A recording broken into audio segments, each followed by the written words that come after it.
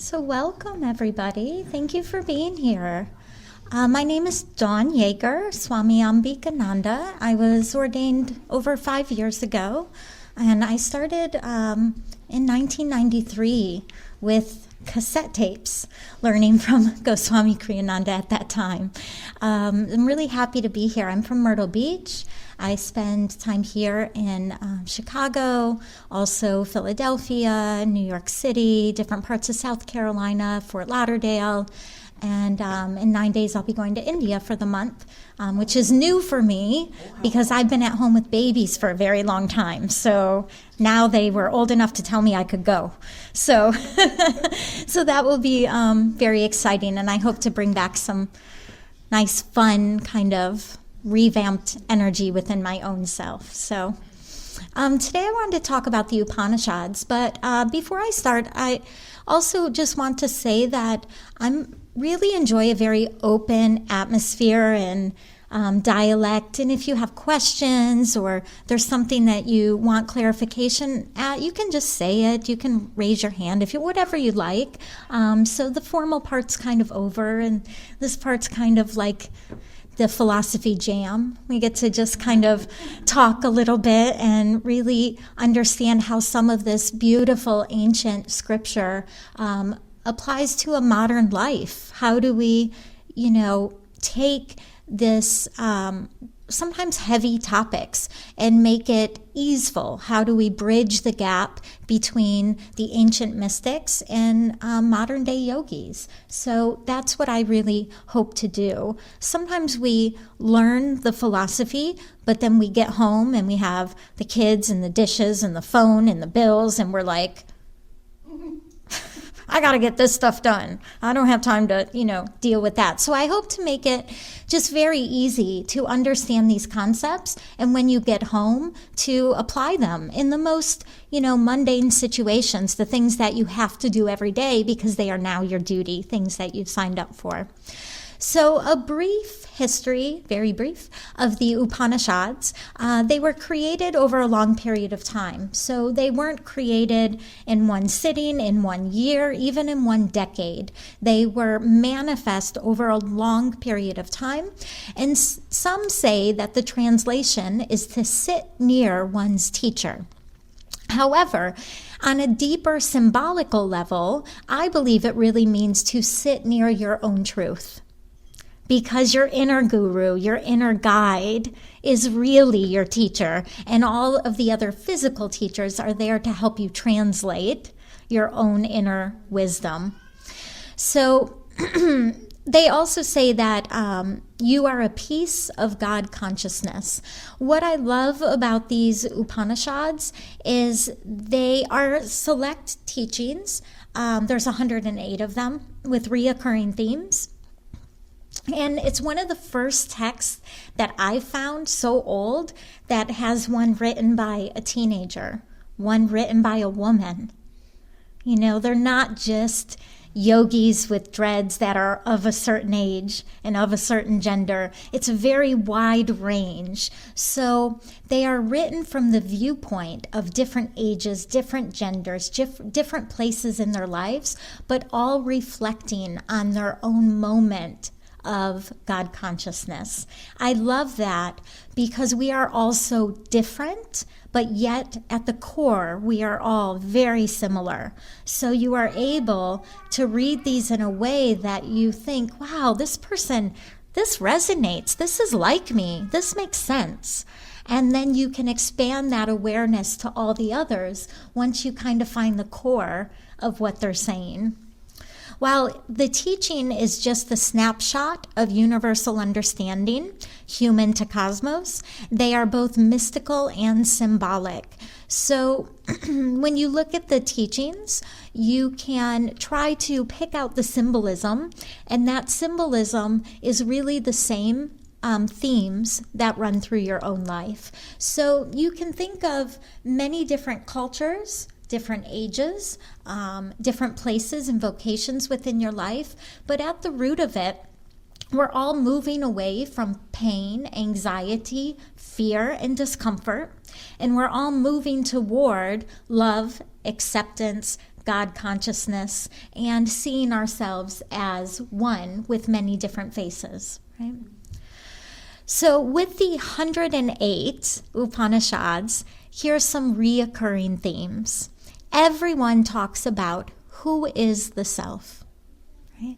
So that's one of the main questions. Who is the self? Are we really different? Are we more similar than we are alike? What is the universe? I'm not going to answer these, by the way. That's too much? No. But that is the idea, is that they are beckoning you to ask these questions over and over again to yourself. What is the energy that moves the cosmos? Where does it all come from? Where does it all begin?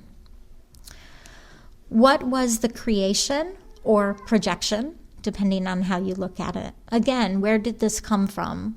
So these Upanishads were written in a time that there wasn't, big tall buildings and electricity. So when you would sit on the ground or near a tree, what you really pondered was what is out there and where did this come from? Instead of, what's the new app and how do I download it? So we have different questions at that time. So in this way, it keeps drawing back to these very humanistic questions that are of a divine origin.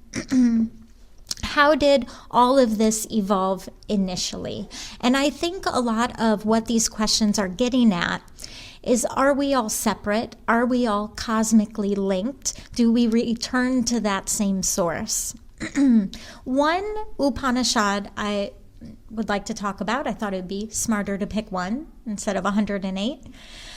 So one, especially we do talk about in Kriya Yoga mostly, I've found in the past 24 years, is the Isha Upanishad. The Swamis, when they're ordained, they sing the Isha Upanishad. There's a mantra and there's also a writing or an Upanishad.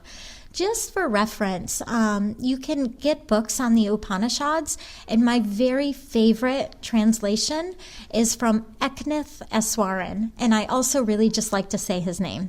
So his name is Eknath Eswaran, and he's brilliant. He also has the Dhammapada and the Bhagavad Gita translations, and what I love about it is it's not watered down, but the way that he describes it, you immediately understand. You don't need a highlighter. You don't need Post-its in there to understand. You don't really even have to go back to it. You read it, and the way he translates is so rich and so beautiful that you immediately, it becomes a part of you, of your own learning. So I highly recommend Eknath Eswaran's translations of those three texts. But yes, I will try. Eknath, I believe, is Eknath. Eswaran, I believe, is Esarwen, but I believe he's the only person with Eknath. So I think if you start there, he's probably going to pop up. That's the only time I've heard that name, but it's one of my favorites now. Okay. And you can get it on Amazon, very, very reasonable, and a nice soft copy. So the Isha Upanishad talks about, and I did talk about this a little bit at the noon lecture, that your earth life is your spiritual life. Okay, perfect, double duty, right? We don't have to go to work all day and then get in 3 hours of meditation and then make sure we tuck the kids in and then get to the dishes at the end of the night. We don't have to do that. Every single thing that we do moving through our day can be a spiritual practice. So you have to do the dishes, right? It's not going away. It's not only not going away, but it's going to get worse. Like there's going to be more and more. You leave, look where you are now. You get home, sink is going to be full one way or another, right? So this doesn't end. So what we can do as we're washing each plate or rinsing them before they go into the dishwasher, we can sit there and think, well, who dirtied this plate? Why didn't they rinse it off? Why didn't they put it in the right side of the sink? I told them not to eat that. Or as we're rinsing the plate, we can do it as if we are doing it for our higher consciousness, for God consciousness, or for a figure of God that you personally identify with, right? One of the way I explain it often, I have a studio in Myrtle Beach, and I explain often that it's all about the intent of what you're doing, not about what you're actually doing. So if you were going to make a sandwich for, someone maybe your neighbor, somebody you lived with a long time, somebody you grew up with, you most likely will go in the kitchen, slap together the sandwich, get it done, here's your sandwich, However, if you were making a sandwich for a brand new love interest, you go into the kitchen, you get the best plate, you pick the 2 most perfect pieces of bread, you put the mayonnaise on perfectly, no little spot is not covered, you stack everything perfectly, you cut it perfectly, and you give them the sandwich perfectly, right?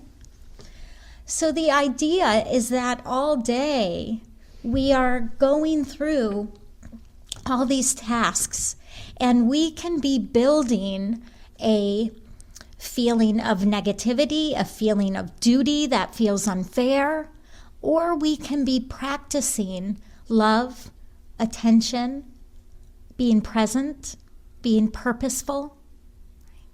So we are not haphazard beings. Total of your habits. So if you are careful with everything you do, that carries on throughout life. You'll be careful with your spiritual practice. You'll be careful as you cross the street. So we don't really, as humans, with divine form within us, we don't really have the ability to pick when we're going to be sloppy and when we're going to do it perfect. So the Isha Upanishad is kind of saying, use every moment as a spiritual practice. When you fold the towel, sometimes it has to be quickly, but at least think good thoughts as you're doing it. Well, how do I do that when I don't like laundry or dishes? And I didn't even make the laundry or the dishes, right? One of the things that I use is mantra. Okay, so prior to entering the seminary here in 2009, I was going to Ball State University for neuropsychology, the study of the brain and rewiring the neural pathways of the brain. I went through, and then when I got to the point that, actually what you do is you just prescribe meds and then you don't worry about that pathway anymore, I decided that wasn't the route for me, because I knew there was these mystical and ancient techniques of rewiring your own brain, therefore raising your level of consciousness, therefore creating a life of your choosing without changing externals. So I quit school, sorry mom, and I entered the Kriya Yoga Seminary. And in that way, I took all that learning from a really 6 years of training in neuropsychology, and all this is different words for the same ideas. We use meditation, mantra, concentration. So mantra, you can rewire your brain to move from that negative neural pathway to a positive neural pathway. So if you have a field of beautiful grass and you are here and your goal is to get here, and so you walk through that grass and you end up on the other side. The next day you do the same thing. The next day you do the same thing. 3 weeks later you have a path. That's the same thing that happens deep within your brain. You create a shortcut, but instead of going to a place, you're going to a thought, a behavior, and a feeling. So, if we want to rewire the way we treat ourselves and the way we see the world, the first thing we have to do is become present.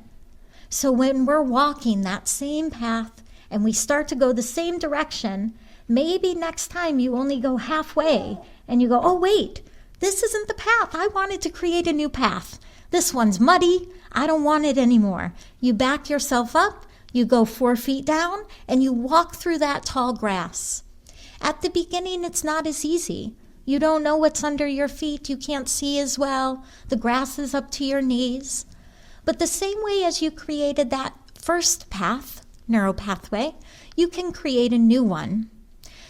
If each time we catch ourselves going down that old path quicker and quicker and quicker, and we redirect to that new path, eventually we will no longer step on that old path. Eventually, that old thought, I'm not good enough, I'm not whatever it is, fill in the 5 things you say daily, that will cease to exist. That pathway will grow over. It will no longer be able to transport you to those negative thought forms anymore. And suddenly, your new habit, your new life, is a life of positivity. Now, the dishes are still there. The laundry's still there. But when you're folding it, you're singing mantra. And it's a whole different life that you are experiencing. And I really believe that that is the power of a practice, is to give you the power to live the life of your own choosing. And I believe it can take as little as maybe 3 weeks. It takes only 40 days to create a habit. How many times a day are you rewiring that, right, neural pathway? It's definitely more than once. You might be able to get done in a week. You just got to catch yourself earlier and earlier each time. Any questions about that? It's good stuff though, right? Yeah. When you say mantra, do you actually mean a phrase? I do, okay. Yes. And I believe that you can really use anything. I'm going to share one with you that I use at the end. We'll kind of do it together. It has a little cadence to it, and that's why it works for me, because I'm a more excitable and musical person. And so often people use affirmations. Those don't work for me. I think they're beautiful. I think they're great. But I say it to myself and it's it's just nothing. It doesn't connect. So my recommendation is to use what connects, use what picture spirit up, you can feel it in your heart. And maybe for you, it's an old prayer from childhood. Maybe for you, it's a mantra to a deity that has qualities that you want to bring into your life. Maybe it is an affirmation that you write on your mirror, you write during the day. Maybe that works for you. So I'll tell you a little secret that's kind of funny. I was waiting tables for a long time. That's not the funny part. And that wasn't funny. And I would be plagued with these, challenging thoughts, just constant negative thoughts of fear and anxiety and just the regular stuff that I think we all have. And what would happen is I noticed they didn't go away. They didn't help anything. They seemed to be getting worse. So I started using my mantra. And I did the one that I'm going to share with you today. And so I would go back into the back room, get from my table, get all 10 drinks, fill them all up, and I would see how many times I could say the mantra before I got back to the table. I'd get to the table, pass out the drinks, see how many times I could say the mantra till I went back and got them the things they forgot to tell me. And I did that for 6, 8, 10 hours a day. And by the end of one summer, I was a different person. My consciousness was different. I saw beauty in things that before would have me on my knees crying. I literally changed my life by rewiring my brain. And this is now 20 years later, and I still use the same mantra. And every time it brings me to this place of beauty that it's like going home. That's what it feels like to me. I remember who I am without the archetypes. So archetypes are all your hats, given to you or taken, whichever it is. So you have archetypes of family, right? Jobs and responsibilities. You have archetypes of cultures. You have archetypes of this country. You have archetypes of careers, right? How many hats do you wear, right? If we are only shaped by those hats, what happens when those hats are done and fulfilled? Who are we then, if not lost, right? So this practice for me of mantra brings you to the deepest place within yourself. And it's like taking that socket, taking that plug from a lamp, and instead of putting it next to the socket, which is not very helpful, you're putting it into the socket. And then there it is, that light. So your direction now is internally. Your compass now is internal. And the iPhone compass is helpful as well.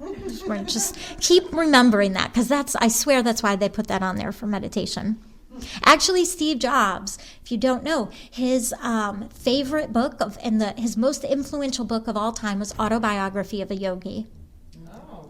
Yeah, and if you worked for him, you were required to read the book. Not only that, but he loved it so much, it is free on iPad and iPhone. You can download it for free. Really? Yes. So there's that. He also gave it, anytime he gave a lecture, he put it under everybody's seats. Really? Yeah. Beautiful. And when he got any sort of a degree from a university, everybody that attended got the book. Beautiful.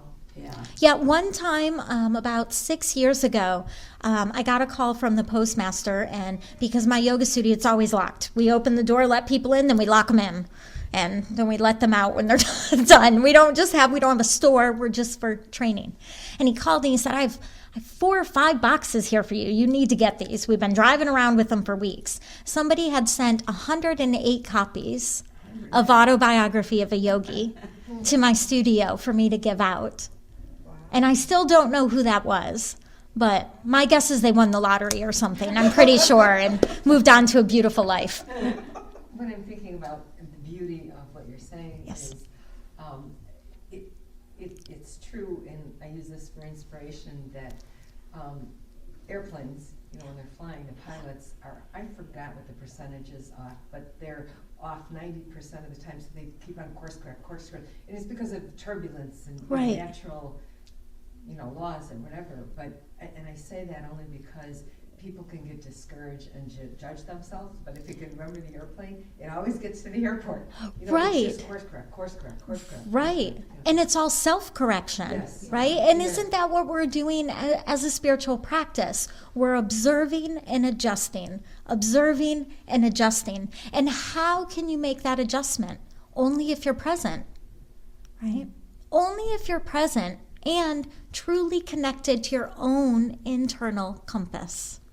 Beautiful. Thank you for that. So, some of the lessons drawn from the Isha Upanishad, besides your earth life and your spiritual life, are the same, and they are harmonious. They don't have to be at odds. They are harmonious. But it draws you back to the idea of the inner ruler or the inner compass, which I already explained without even looking. For enlightenment, we need to live in the world, but not be of it. Okay? So we don't want to be ruled by the world around us, because let's face it, our westernized world is mostly ruled by mass media and by the idea of selling stuff, right? So we need to participate in it, but not be run by it. Right? So for me, that is the biggest thing that I can do to be of the world but not be run by it, is to be of service. And I believe that everyone can be in service. It doesn't mean you have to volunteer if you don't have time. It doesn't mean anything that is super concrete. You can be in service each day if you're present.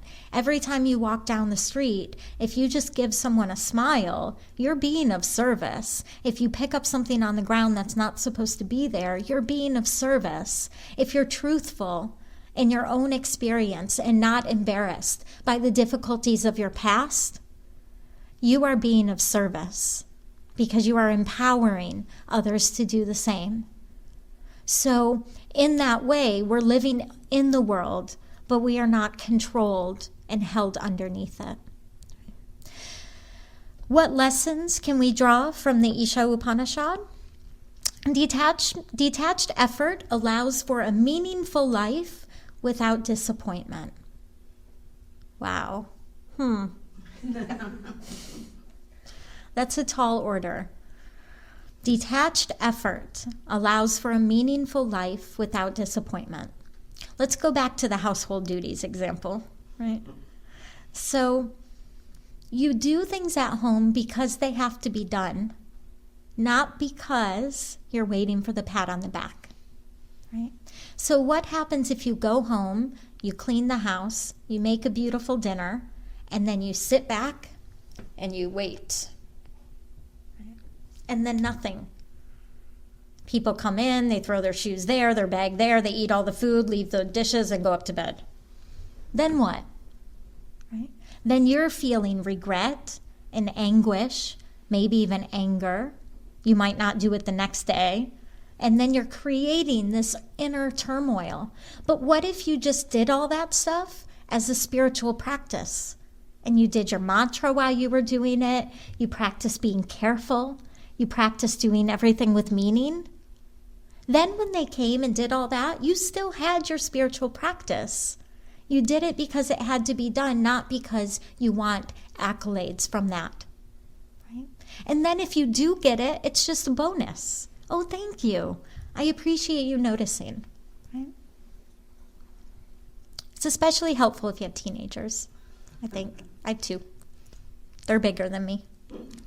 Renunciation of ego, not of love, not of life, not of wealth. Okay? Right? So the ancient scriptures talk a lot about renunciation. Well, what are we renunciating? Everything? Just live on a mountain? No clothes, no food? You know? For somebody, maybe, but they were probably born there, right? They were born into what they were maybe supposed to do. When we renunciate, we're renunciating this idea that we are better than or not better than. We are renunciating the idea that we are separate from others. We're renunciating the idea that our pain is separate from others. So the brain is made to create separation. It's made to decide. The root of decide is disease, right? Separation causes illness, both in the heart, in the mind, and then finally in the body. So if we renunciate this idea that we are separate than others, then we always see ourselves as part of the moving whole. We see ourselves as held up by others. We see ourselves as being a part of and feeling compassion toward others rather than feeling comparison and judgment, because we never win that game. Because you never compare yourself to someone that's in the same kind of realm as you at that time. You're always looking outside somewhere else and saying, why can't I do that? Right? So if you picture the ocean, this is the Isha Upanishad, and I spoke about it at 12. But each wave for a moment rises up, and I believe that that wave thinks it's pretty awesome, thinks it's pretty great. Look at me, all puffed up. And then a moment later, it's done. It's back into the hole. That one wave is the same as the entire ocean. And that is really, for me, it seems like our rising into our form, into our body, and then our releasing of that back into the whole. So why get so puffed up? The Isha Upanishad also redirects your consciousness to the Atma rather than the ego identity. So the soul, deep within the heart, the right side of the heart, there's actually a little space, a little cave in the right side of the heart. And that is said where God consciousness lives, a little spark of it right inside of you. So when you direct your consciousness inward, you move it from this idea of who am I, what's my name, what's my place, who am I above, who am I below, and you direct that consciousness to that part of you that lives beyond all of that, that doesn't see separation. The last thing, thou art that, you are that, Satnam, you are whole and complete. Everything you want to be, you already are. It is a matter of unfolding the layers of what the world has done to you. Okay? The pain that you have been through, the straining and the discomfort of past loves, of past jobs, of the things that did not work out.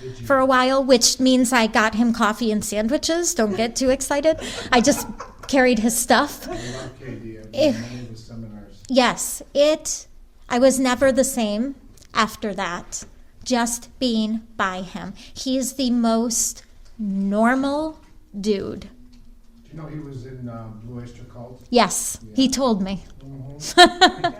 Yes, he's wonderful. So wonderful. It really is. Yeah. Have you been to Joshua Tree? No. Okay. Yeah, I have been home with children. I have really not left them, and they are 14 and almost 17 now. And The Bhakti Fest. yeah, that would be very nice. It'd be wonderful. That would be very nice. So I'm just now venturing out a little bit, thanks to my husband. So thank you to him. Any other questions about anything at all? It doesn't have to be about this. Who were you just talking about that you used to? Krishna Das. Oh, Krishna. Yeah. So KD. Very cool guy.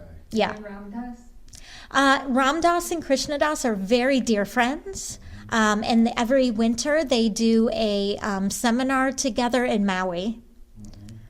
So he's quite, and actually I have this poster of Ram Dass that he signed, and it was a Christmas present from Krishna Das. So, and that's in my studio. Yeah. Yeah. Wonderful, wonderful people. And so he has a movie, a documentary called One Track Heart, and it's really beautiful. I watch it on the plane. I've seen it 100 times. It's what I watch on the plane. But it's beautiful. The only Grammy-nominated kirtan singer, too. Yes. Yeah, he played at the Grammys. Yeah, they didn't air it on TV, but he played at the Grammys. Yeah. Yeah, it's beautiful. And he has one of his CDs is all call and response. And it comes with a book. Do you remember the name of it? Can't recall right now, but it's his only book with a CD in it. And so he has a lot of CDs where it's recorded live call and response, or it's just him singing. But this one in particular, he sings the mantra and then nothing. And that's for you to sing it. And it's like you're there with him and you just go back and forth. And within that book, there's also the melody for piano or harmonium to play with the songs. It's very beautiful. His For Your Love is like one of my very favorite. I don't know how to say the actual name of the song. Yeah. It goes into For Your Love. From Yes. the Birds, Yeah. and it's just, I can listen to it every day.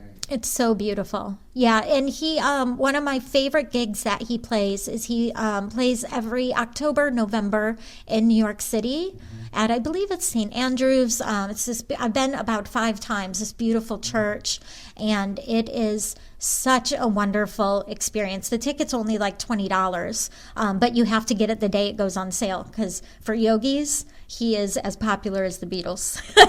So you have to get that ticket quick. And who is that? Is it Krishna Das or Ram Dass? Krishna Das. Okay. Yeah. Ram Dass doesn't leave Maui that often any longer. So, yeah.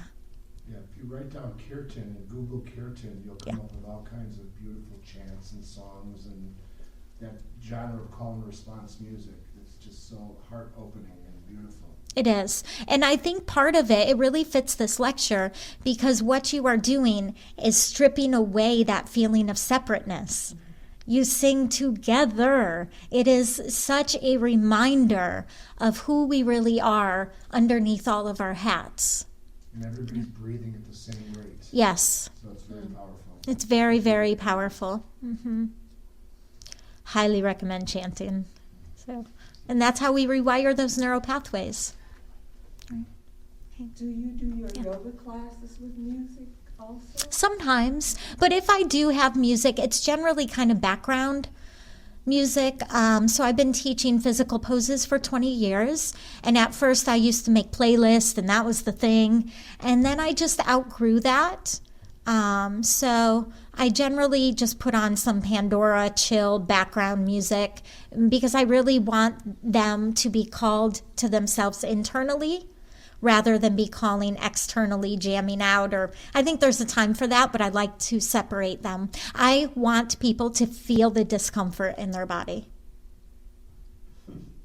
which I talked about at the noon meditation. I want, when I work in a bit more aggressive of a practice, it's not, really, really challenging. You can work always at your own level, but I believe that you should be at your edge and then backed off this much so your breath is full and complete, because that will help to open your comfort level in your everyday life.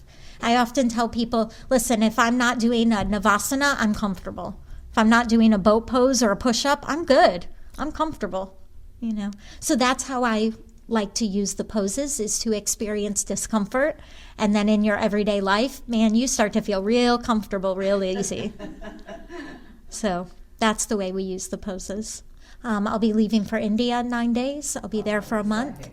Beautiful trip. Yeah, thank you. I'm excited about it. I haven't ever left my business or my kids that long, but it will be good. It's time. And then I will be back here in May and June.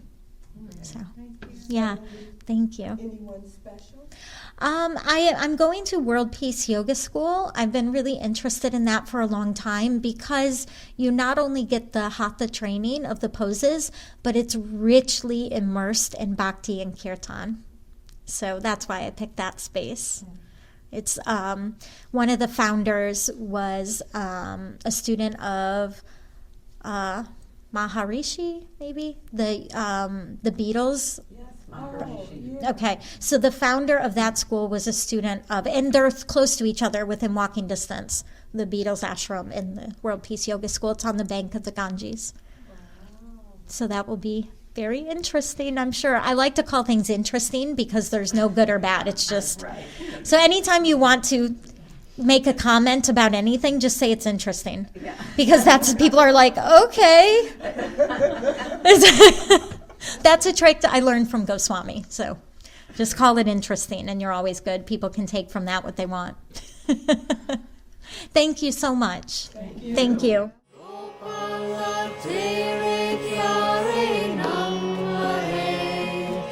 Nanda